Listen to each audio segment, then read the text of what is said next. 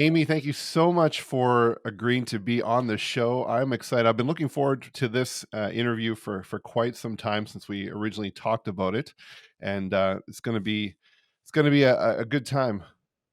Thank you for having me. So, Amy, your website is everythingamy.ca. That's where I went to learn everything about you before the show. And there's a lot that you have been up to over the years. And I want to kind of just go through each of those and really kind of just talk through some of the stories and experiences that you have and see where this leads. Does that sounds good? That sounds amazing. Excellent. So the first thing that stood out to me was that you have over 24 years of network marketing. Let's start there. Why did you get involved in network marketing? Well, I started network marketing when I was 19, and I didn't actually set out to, I'm going to join network marketing. It was more of what happened was I filled out a ballot in the mall because this is like ancient years ago. This isn't like, digital days where you come across something online. It's back in the day I was in the mall, filled out a ballot to win a basket. And then the lady called me and said, like, oh, you didn't win the big prize, but you got the smaller prize. And hey, if you want to talk about business while we're at it, let's talk business. So I was like, okay. Do you want me to name the company or Yeah, should go I? for it. Okay. So basically, it was Mary Kay was my very, very first company. And I was 19 years old. And so I filled out the ballot, won the basket, talked to the lady about business. And I thought, hey, I love, hair, makeup, all the things. So I was like, well, that sounds like it could be fun. So I bought the kit and then I started talking to my family and they would all support me. Of course, my mom's my biggest supporter. No matter what company I'm in, she always buys from me and supports me. God love her. But yeah, so I just started building a team, and right away I started doing really well. I had gotten my red jacket right away. That's like a thing. I got I think it was like a bumblebee pin or a star diamond pin. Like I started getting all the things right away, and I was getting ready to get my car and stuff like really, really quickly.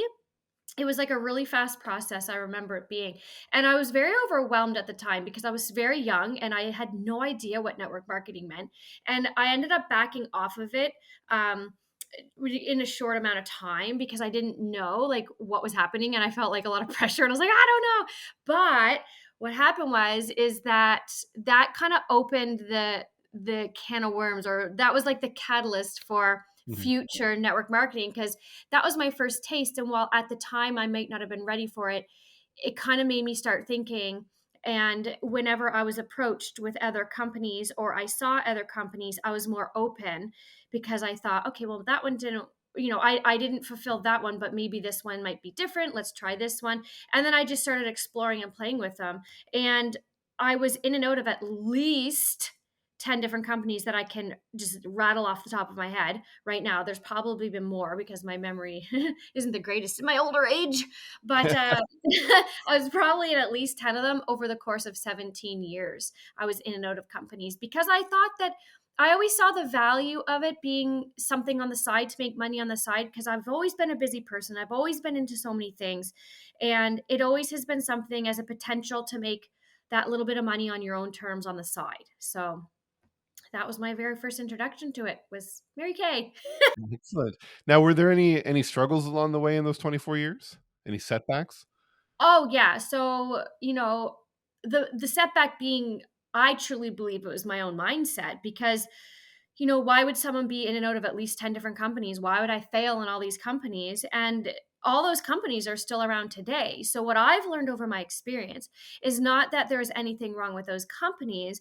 It was my mindset, which was the problem, because I would never give it any more than, the maybe three to 6 months tops. Mhm. Like in a company, I never would stay in a company long enough. What would happen is I would join and then I would get really excited.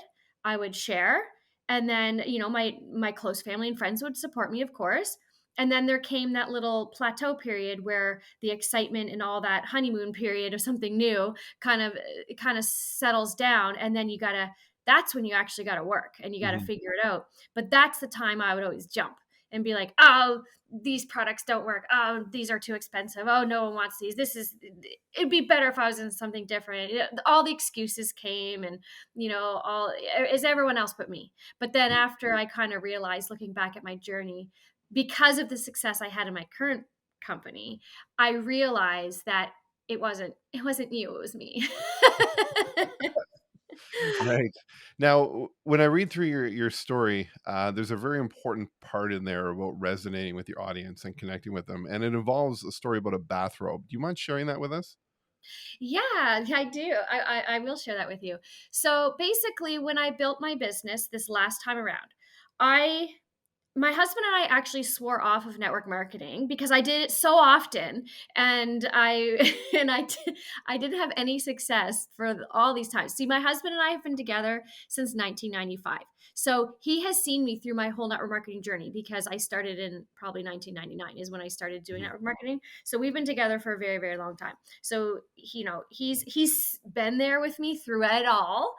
And so basically, this time around, we had sworn off network marketing because we were in a financial position where we needed to start. We were unexpectedly pregnant with my third child, our third child, I should say.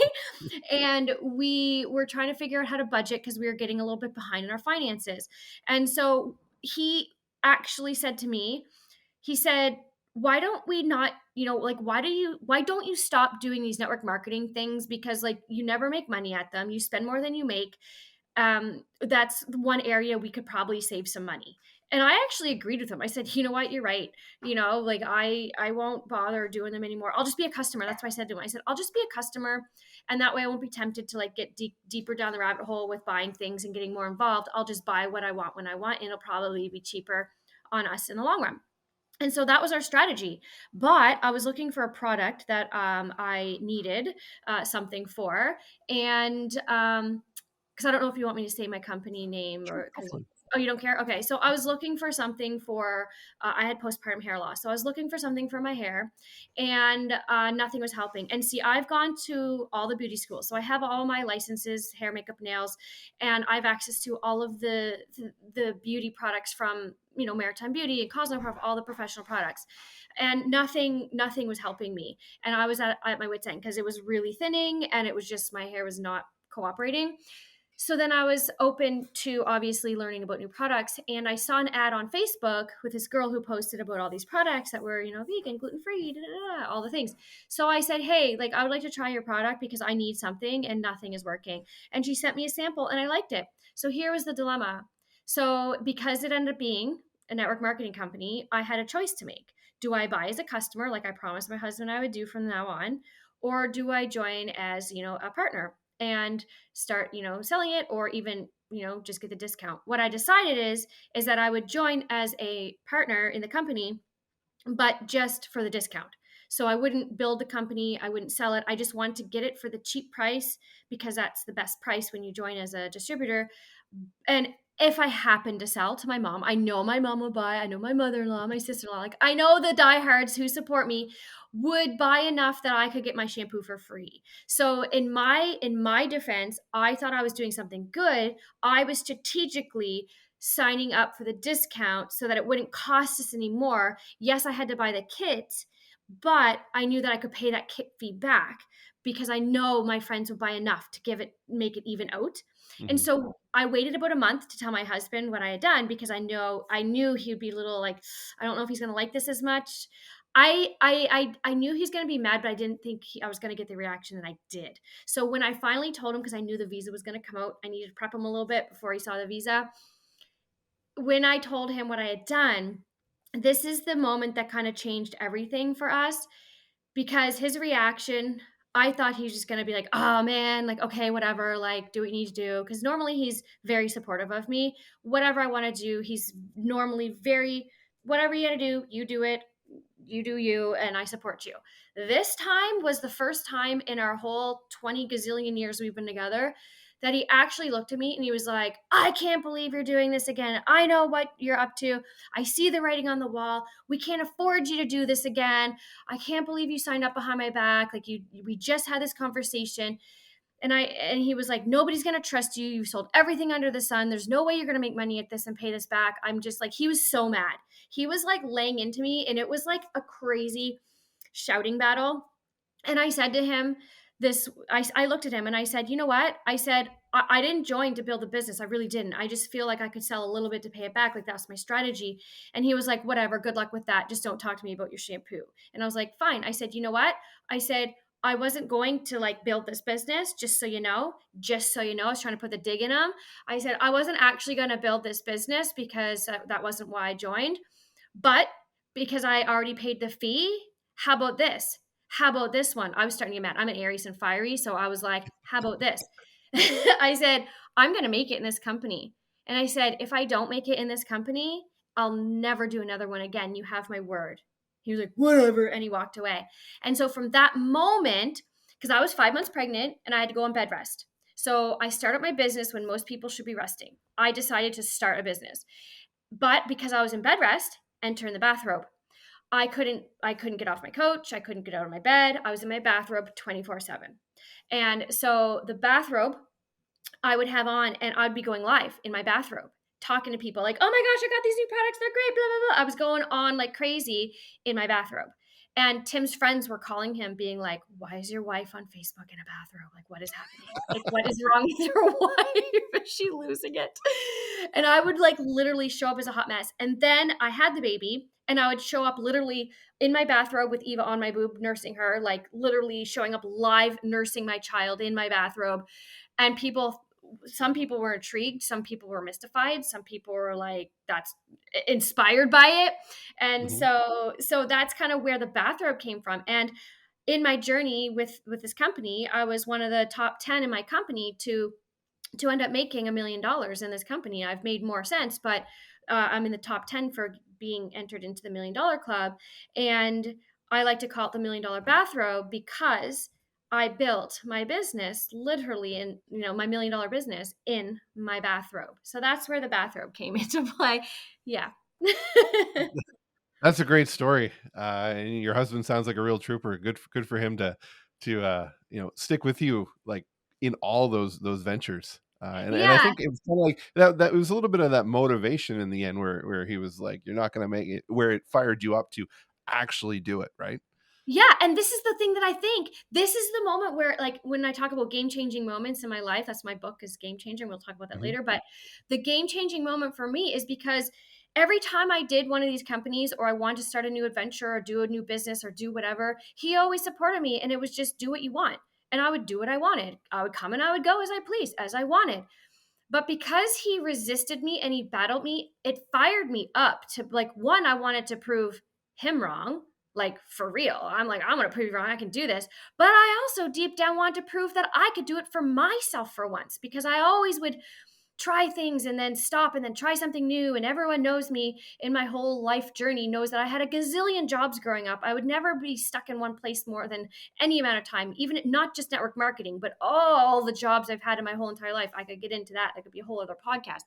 But I've done so much stuff, but it fired me up. And so he likes to kind of take credit for it now.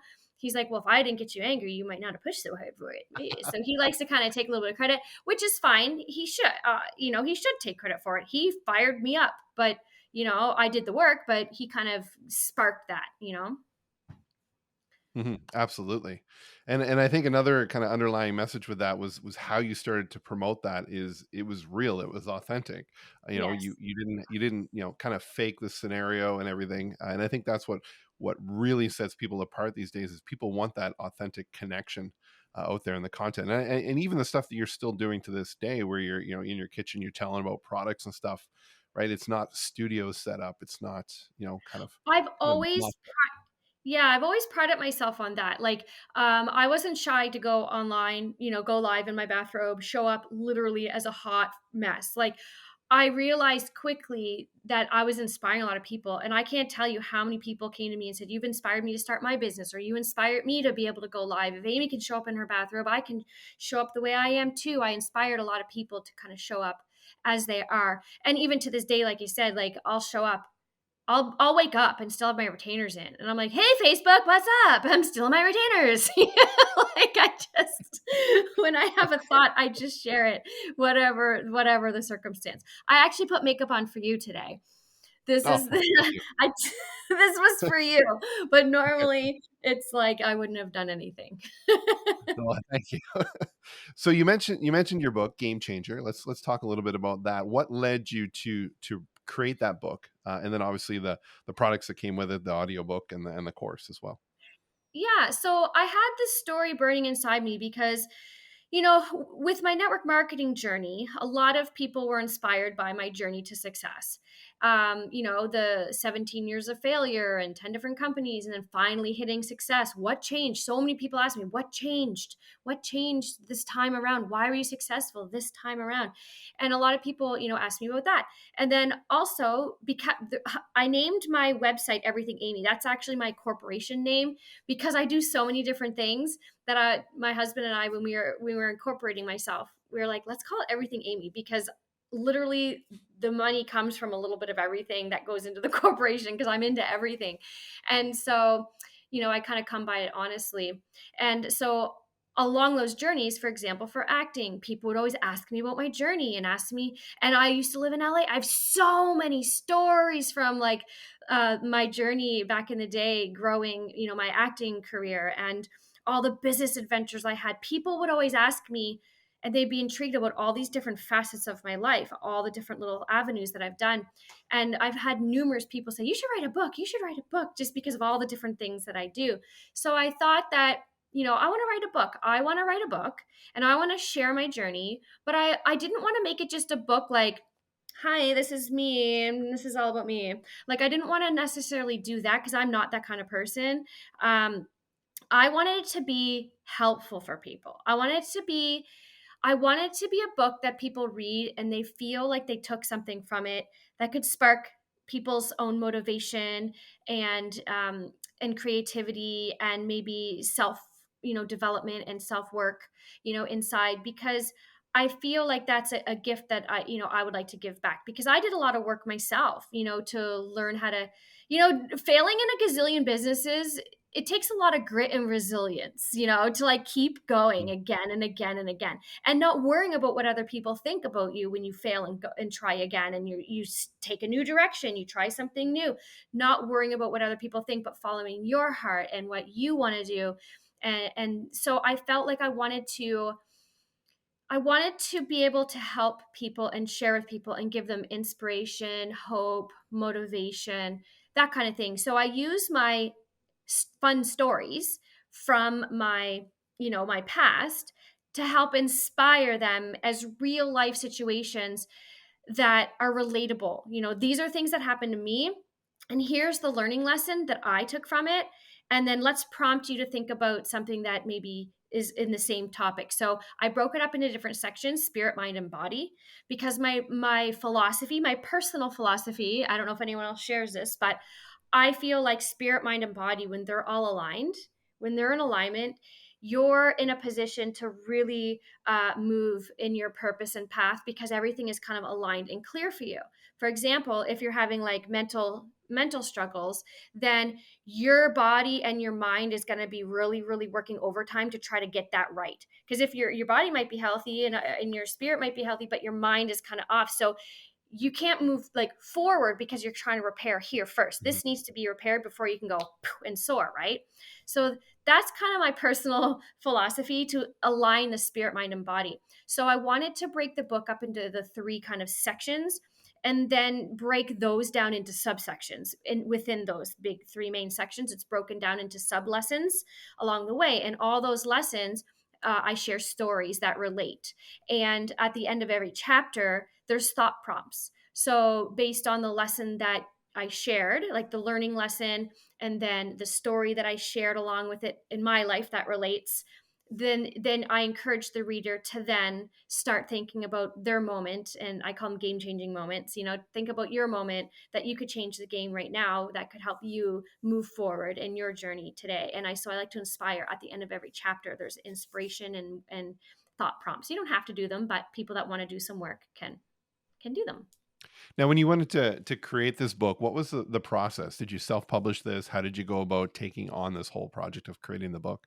Yeah, so I had some help from a friend of mine, because I really didn't know at first, like, how do I publish a book? Like, what do I do?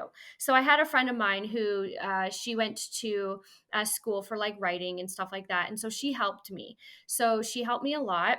Get it underway and get it going. And we ended up self publishing it. So it's through Amazon. We published it through there. So that's where it is. And that's how I did it. Excellent. And then you made an audio version for Audible?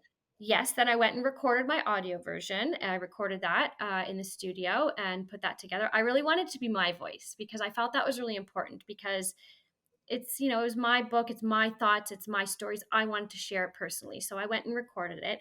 And then I also created a course to go along with it for those people that wanted to dig in deeper. So I created that course and put that together. And you can use it with the book, or it can be used without the book if you want as well. But people that have the book, they obviously get the more inside scoop of what's going on. But you don't have to have the book if you don't want to, if you want to take the course. And it's Mhm. just online. It's automated course that I've video recorded myself, like talking and sharing. So it's all like, hey guys, it's like me teaching you, like I'm in your living room and we're sharing. So it's a really fun course. And then I also did the ebook for people that didn't want a hard copy. I made an ebook version as well, so people can just download it and read it and take it with them along the way.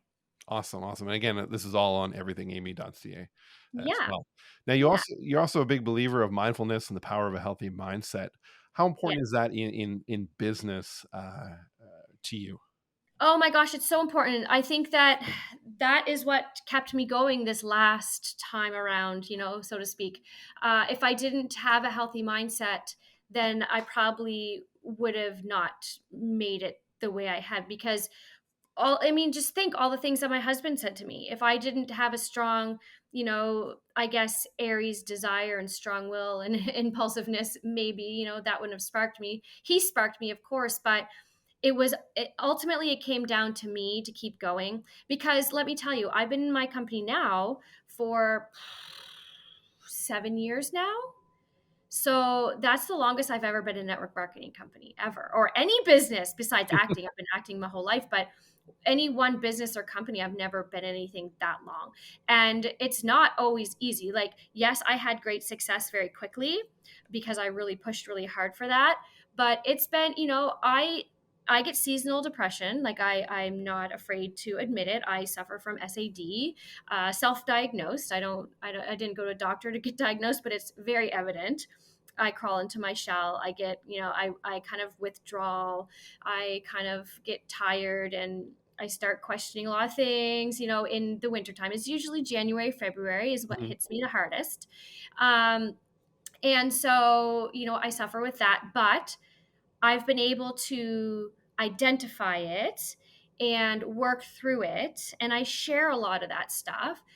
So that's my own personal kind of things that I deal with mindset. But I try really hard to overcome it and then share my journey so other people can be inspired and helped by it. Um, but also business itself. Business goes up and down. It's a roller coaster. And our company, because I'm in network marketing, it's not my company. It's the company's company. They run it. And so I have to kind of follow their what they're doing. And all companies go up, they go down, they go up, they go down. They do that. And in the moments when they're down, when things kind of go down for a minute, it can be a lot of people that maybe don't have the proper mindset about business. And like I did, maybe that's when, people jump ship. It's like, oh, they just assume, oh, this company's not doing good. I'm going to jump and try another one. Or, oh, I can't do this. This isn't for me. I'm going to jump. I remember I would have people join me on my team and they would say, I'm just going to try it for 3 months. And if nothing happens, then I'm not going to I'll just quit. And I'm like, why then just quit now? Like, why are you even going to start if you're going to put that out there? Like what kind of mindset is that to start business, saying, well, I'm going to quit before I even start, really. Like, so, I just think it's really important to have a really good healthy mindset about business and understand business as well as, give your person grace as well, because we all have things we endure personally, whether it's emotionally or family members or whatever it is physically. We all have, things. Life happens. And so I really think that it's important to understand that, some things you can control, some things you can't. And my mom always has this saying, do what you can what you can't. And so what that means is do the things that you can do, and the things that you can't do or that you can't have control over, throw them in the can. Just throw them in the can. That's Either great. throw them out or bottle them up for later. Do it again. But do what you can and can't what you can't. And so I think that's a really good, I don't know, little philosophy to have, a little mindset to have, because we put a lot of pressure on ourselves as business people and as humans, as mothers, as wives, all the things. So I think it's really important to stay mentally healthy. And I think being all aligned, spirit, mind, and body, I think you got to take care of your health. I think you got to take care of your spirit, whether it's connecting to the earth or the universe or God, whatever it is that you connect to, having a spirituality of some sort, not just existing. A lot of people they don't believe in God, but maybe they believe in other things. There's higher power or a spirituality of what makes us, what our souls are, right? Like we're something, we came from somewhere, there's something going on there. So I think spirituality and connecting to your spirituality, whatever that means for you, because there's many religions, there's many. So I'm not here to say which one's right or wrong, but having that for yourself, I think that helps keep you healthy and sound as well. Like, yeah. Excellent. Now you mentioned a couple of times there about your acting career, and you've been doing Yes. that for quite some time. Yes. I guess how has that played into what you're doing now? I mean, I'm sure you're still doing some Yeah. acting, but tell us a little bit of story about that process of why you got into that. Okay, so I started modeling when I was 16, but I quickly found out that I was too short to do anything big. I was short and curvy, so I had like, you know, boobs, tiny waist, hips, I was like kind of curvy and short. And so I was like, okay, I'm not going to make it in like the international model industry. That was my dream, is to walk the runways type thing, but I knew quickly that that wasn't going to happen. So instead of getting upset about it and like, I'm not doing this, meh, I decided, hey, what can I do? Maybe I could try auditioning for commercials. Maybe I could do local print campaigns, like be a commercial model, or do acting. So quickly I switched over to learning how to act, like do acting lessons and stuff like that. And so that became a great hit for me. That was a right away. I started going out for auditions, booking commercials immediately, print campaigns. I just started, my career took off really, really quickly when I decided to switch over into commercial modeling and acting. And so I did that for many years. I lived in Toronto, I lived in Vancouver, I lived in LA, auditioning, doing roles, doing schooling, coaching, all the things. So I really immersed myself into that. And in my older years, I started doing, my partner and I, like my ex, I guess, business partner, we ended up doing some acting workshops and classes for the local people that wanted to get into acting. And so we had acting workshops. That was great. We loved that. We did that for years and years and years. We did that. But life goes on, yada, yada.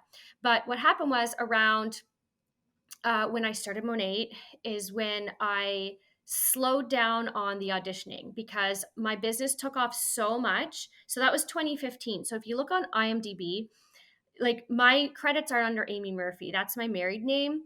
My credits for acting would be under Amy Kerr because that's my maiden name, and that's what I built my acting with. So anytime I do an acting role, it's always credited as Amy Kerr because that's how I built in the industry, who I Mhm. was as an actor.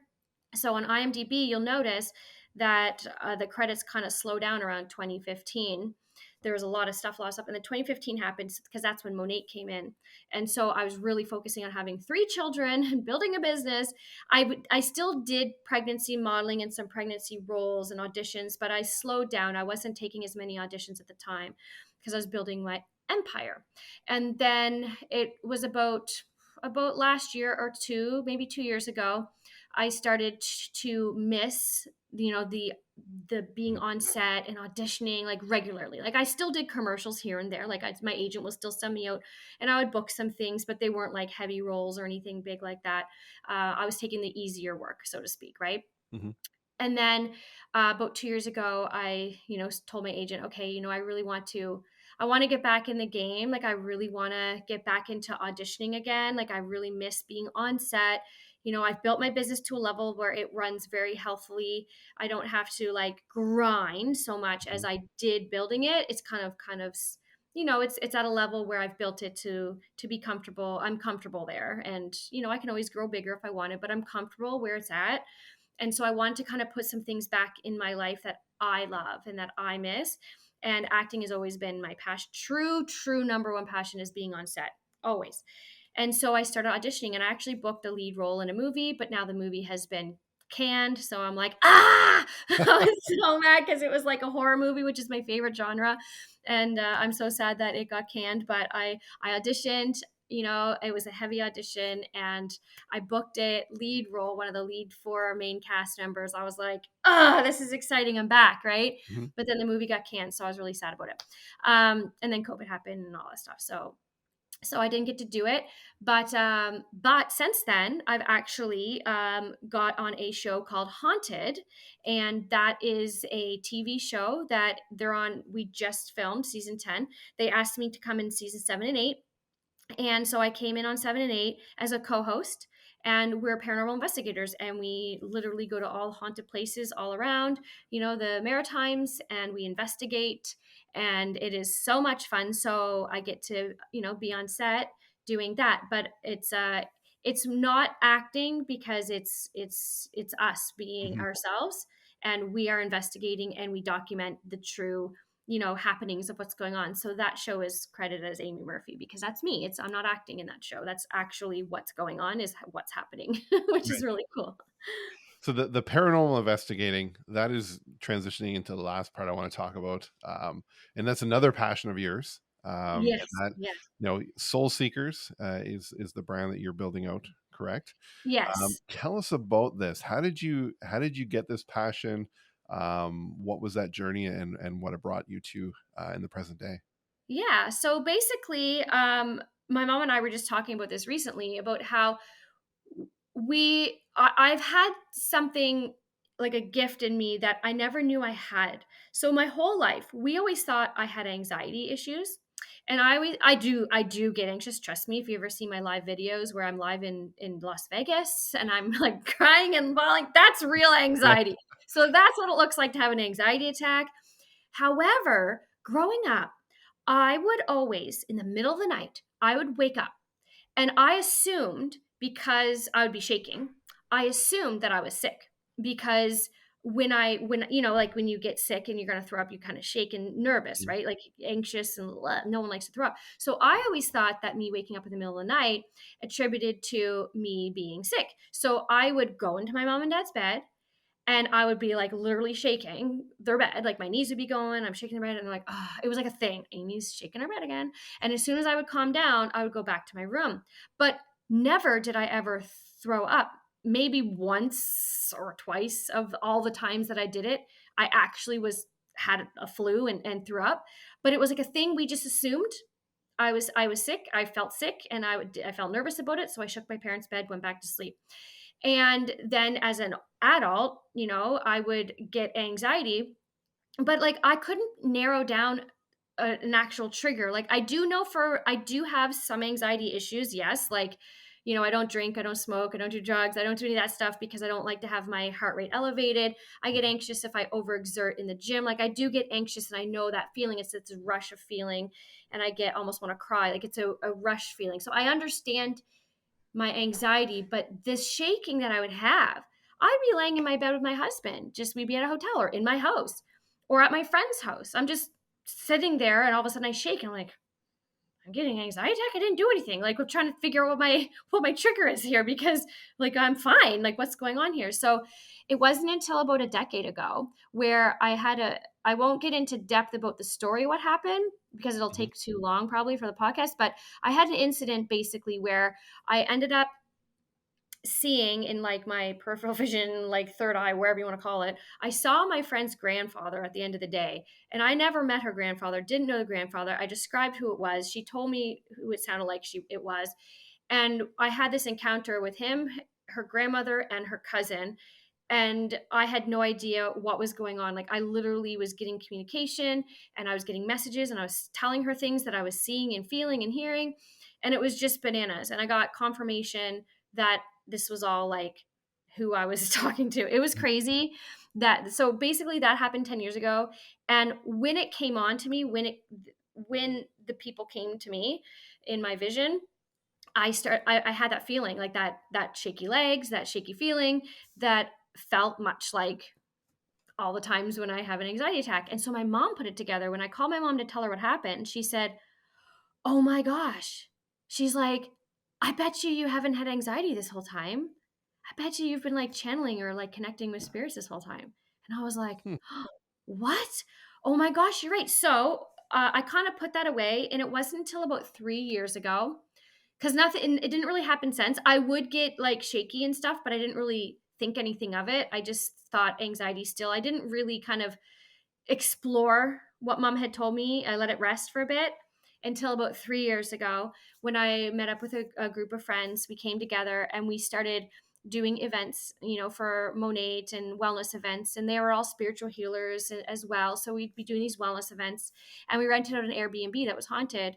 And we didn't know it was haunted until we got there. And then we get there and all this stuff happened. And it was crazy stuff. It could be a whole other podcast on that too. But so much stuff happened there, and we discovered, whoa, like all of us just got together and figured out this haunted situation, like who was here, and we got rid of it. It was like all this thing. Like we just did some crazy, crazy spiritual stuff in here, haunted stuff. And we didn't record any of it because we didn't plan it. And then we said, why don't we get together again and have another wellness event? We got together again, ended up getting an Airbnb that was haunted. Didn't plan for it to be haunted, but it was. But we said, let's videotape stuff around here. We videotaped it. We got some crazy evidence of stuff going on. We thought it was really cool. So then we decided, let's do this more often. Let's get together and tape when we're in these places and see what happens. And so we started, we were under a different name back then, and then we rebranded to a different name. And since then, we've lost some members along the way. So now it's me and my friend Tanya, and we are now Soul Seekers Paranormal, because the other two groups, we kind of lost the members along the way. It sort of shifted from what it was. So now we're focusing on this. But it originated from a group of us just getting together and videotaping what happens when we're at these places. And I would do the shaking thing. I, learned about that. And along the way, I've learned, that different gifts and different abilities, with the girls, because you practice more, you learn Mhm. more, right? You open things up. And then getting on the show Haunted in season 7 and 8, and I'm back for 10. So working on that show really opened up a lot too, because I'm immersed in that field, and it opens up a lot more gifts, and I'm very open when I'm doing that. So the communication, the connection. And so I've been doing that as a profession for the last 3 years, and I am obsessed with it. I think it's fascinating, and the abilities that I have are just, it's crazy. It's crazy. My husband thinks I'm nuts, but I don't care. He loves me, so he's fine. It's fine. Everything's fine. I've always personally had an interest in it. I've never experienced anything, and I'm one of those people that, like, I'm about 80% of the way there, and I'm like, that extra 20 is like, until I experience it, then I'm a true like You believer of need it. you gotta come on one of our paranormal retreats. We'll turn you into a believer. You'll lose your mind. Oh, I guarantee I will. And two things that came out of that story was how you were able to kind of monetize this experience is you are bringing people into the experience, not only with the retreat experience, which I want to ask about there, but Yeah. also what you've been doing on that with the Facebook Live side of things. Talk Yes. briefly about those two, more the Dorchester thing, Yes. and then what you're doing on Facebook. Okay. So yeah, so for Haunted, that's on TV. So anyone can see that. It's on Eastlink Community Television, Saturday nights, 10 o'clock. Watch it. Season 8's airing right now, so you'll see all kinds of fun stuff happening there. But that's what I do with Haunted on the show. Now, for what we do for Soul Seekers Paranormal, we like to do paranormal retreats. So or ghost hunting. Like we just started this up. We just rebranded and we just started, and we had our first retreat, and it was so good. It was so much fun. Everyone is excited for the next one. So basically, we rented out the Dorchester jail, And we that was our location that we decided to do the first one because we had just been there and it was amazing. So we're like, let's bring a bunch of people here and have fun with them. So we have a ton of ghost hunting equipment. So all the stuff that you see in all of the shows, you name it, we have it in our kit. And so we like to invite people who are, paranormal curious or paranormal enthusiasts, come join us and let's, have an experience together. Like you don't have to worry about spending the money on the tools because we have them for you to enjoy. So we've got the Ovilus, we've got the SLS, we've got, spirit boxes, we've got EMF readers, we've got all the things. And so we just invite people to come. So this one in particular, we spent the night in jail. So everyone got a cell. They could sleep in their cell overnight. We had, dinner and breakfast prepared for everybody. You get to eat in jail, which is really fun. And we do a workshop. So we educate, about how the importance of, protecting yourself and being respectful to the spirits as well. And, educating them on the tools that they're going to play with. We want to make sure everyone knows how to use them and understands them and stuff like that. So that's what we do on their overnight retreats. But then we also we're planning, evening ghost hunts where you don't sleep over necessarily, but hey, we're going to rent out this space for an evening. Come on in. Let's go, have an exploration, have an adventure. So that's, pretty much in a nutshell what we do is the retreats. But we also offer, which we haven't even had a chance to promote yet, is we do paranormal parties. If you want to have a party with your friends in your house or a location that you choose, we will come and we will bring our equipment and we can do a party for you and your friends, where so you don't have to wait for our location. If you want to hire us to come to your place, say you have a haunted house and you want, us to come, we have different services. So we can A, identify that there's something there. B, we can communicate with it if you want to know who is here and what do they want. And C, if you want it cleared, if you don't like the energy there and you want it gone, we can like work on clearing it and setting boundaries and helping you be able to coexist in your space with what's there. So we do those services as well. We haven't even had a chance to promote that part yet because when we launched with the retreat and it went like bananas. So we even didn't even have a chance to talk about the other things that we offer. So yeah, there's a lot there. So it's a lot of fun, a lot of different options. So come to a retreat, come to a ghost hunting night, you want to have a party or do you want your house cleared, things like that. So Well, yeah. Amy, we've covered a lot. You truly are into everything. I Very, know. very well named name for everything Amy.ca. I have one Yes. last question, which is nothing to do with anything we talked about. Okay. I know you've traveled different places. Is there a destination that you've never been to that is on your list of places you would love to go? And obviously, you can bring your husband along. Yes. So one place on our bucket list is Bora Bora or Maldives. That is one of our bucket list locations for sure. Excellent. Amy, thank you Yes. so much. Again, everything Amy.ca. You get her book there. You can, subscribe to your list. You can watch you on Haunted, Soul Seekers. Like there's no shortage of places to consume your content. Thank you so much for having me.